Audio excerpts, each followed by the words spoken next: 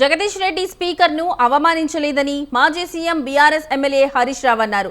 సభ మీ ఒక్కరిది కాదని సభ అందరిది అన్నారు. మీ అనే పదం సభ నిబంధనలకు విరుద్ధం కాదని చెప్పారు.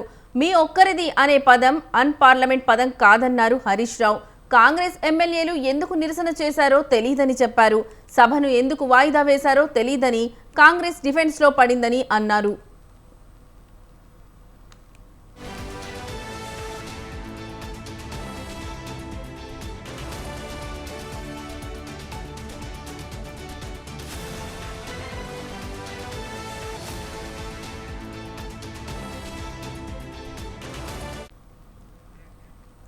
స్పీకర్ను కలిసి సభ రికార్డులు తీయాలని కోరామని హరీష్ రావు చెప్పారు.